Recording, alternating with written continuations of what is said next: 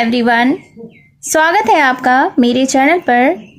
तो इस चैनल पर आप इंग्लिश स्टोरीज से रिलेटेड वीडियोस देखते हैं, जिसमें कि इंग्लिश स्टोरीज का हिंदी में अनुवाद करना सिखाया जाता है। इसके साथ ही स्टोरी को रीड करना और इंग्लिश वर्ड्स के करेक्ट प्रोनाउंसिएशन के बारे में भी आप इस चैनल के थ्रू सीखते हैं। तो अगर आप इस चैनल पर न्यू हैं, मेरी वीडियो को पहली बार देख रहे हैं, तो मेरे चैनल को सब्सक्राइब ज़रूर करें और जो बेल का आइकन दिख रहा है उसे भी प्रेस कर दें, ताकि मेरी आने वाली वीडियोस का नोटिफिकेशन आप तक पहुंच जाए। तो आज मैं बहुत ही इंटरेस्टिंग मोरल स्टोरी लेकर आई हूँ।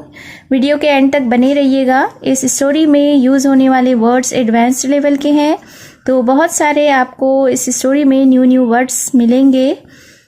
तो चलिए स्टार्ट करते हैं आज का ये स्टोरी। आज के स्टोरी का टाइटल है द लॉयल डो। लॉयल का अर्थ होता है वफादार, डो यानी कि हिरनी। तो शीर्षक का अर्थ हुआ वफादार हिरनी। So let's begin the story. In a forest far away lived a lovely pair of a stag and a doe. In a forest far away, forest का अर्थ होता है जंगल, फार अवे यानी कि बहुत दूर, लिव्ड यानी कि रहती थी, लवली यानी कि प्यारा, पेयर यानी जोड़ा। स्टैग का अर्थ होता है हिरन एंड डो का अर्थ होता है हिरनी। तो इस सेंटेंस के अर्थ को जान लेते हैं। इन अ फॉरेस्ट फार अवे यानी कि एक बहुत दूर जंगल में, lived a lovely pair of a stag and a doe, एक प्यारा जोड़ा रहता था जो कि हिरन और हिरनी का था। The Stag was the king of his heard. King यानी कि राजा, हर्ड का अर्थ होता है झुंड। तो जो हिरन था वह अपने झुंड का राजा था। वन डे यानी एक दिन, the stag's foot got stuck in a trap set by a hunter. Foot का अर्थ होता है पैर, स्टक यानी कि चिपक गया या फंस गया, ट्रैप यानी कि जाल, हंटर यानी कि शिकारी। फिर क्या हुआ, एक दिन, वन डे यानी कि एक दिन, the stag's foot got stuck यानी कि हिरन का जो पैर था वह फंस गया या चिपक गया, इन अ ट्रैप एक जाल में, सेट बाय अ हंटर जो कि एक शिकारी के द्वारा बिछाया गया था। The poor doe shouted, poor यानी कि दुखी, शाउटेड यानी चिल्लाना, चिल्लाई। पुअर डो यानी कि दुखी हिरनी, शाउटेड यानी चिल्लाई। हेल्प, हेल्प माई हस्बैंड, क्या चिल्लाई, हेल्प यानी कि मदद करो।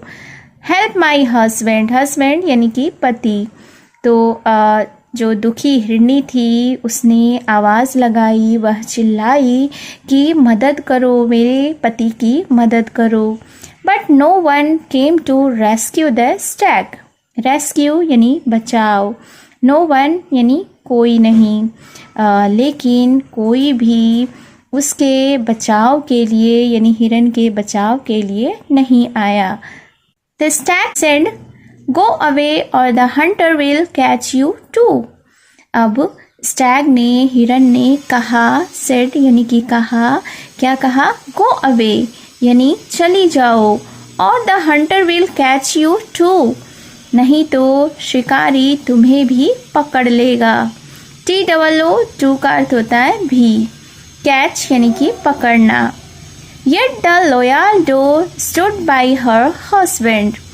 लेकिन फिर भी जो वफादार हिरनी थी वह अपने पति के साथ खड़ी रही। When the hunter came there, the doe fell on his feet and begged, "Sir, please kill me before my husband." अब फिर उसके बाद क्या हुआ, When the hunter came there यानी कि जब शिकारी वहाँ आया, the doe fell on his feet यानी कि हिरनी अपने घुटनों पर गिर गई, एंड बेग्ड और निवेदन करी। क्या निवेदन की, सर यानी महाशय, please kill me before my husband.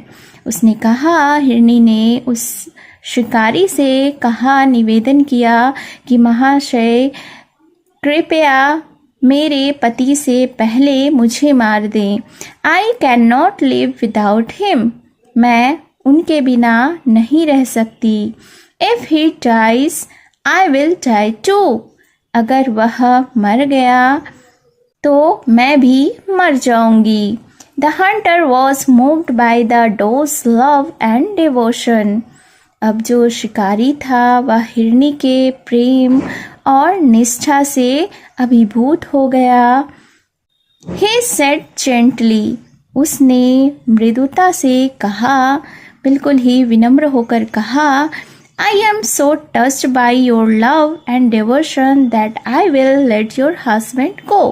अब शिकारी ने बिल्कुल ही विनम्रता से, मृदुता से उस हिरनी से कहा कि I am so touched by your love and devotion, यानी कि मैं बहुत ही प्रभावित हूँ तुम्हारे प्रेम और त्याग को देखकर, that I will let your husband go, मैं तुम्हारे पति को जाने दूंगा।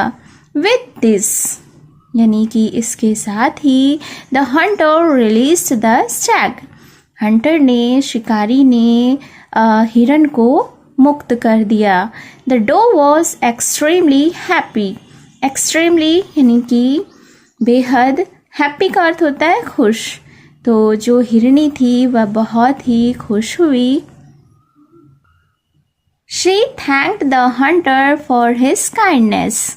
काइंडनेस यानी कि दयालुता, तो उसने, हिरनी ने हंटर को यानी शिकारी को उसकी काइंडनेस पर यानी दयालुता पर उसे धन्यवाद किया। Moral of the stories, unflinching love can achieve anything, यानी कि निश्चल प्रेम से कुछ भी हासिल किया जा सकता है। So it was the short moral story. I hope you have enjoyed this story. आपको यह स्टोरी कैसी लगी कमेंट बॉक्स में ज़रूर बताएं। तो मिलती हूँ मैं फिर से एक न्यू इंटरेस्टिंग स्टोरी के साथ। Till then take care and bye bye.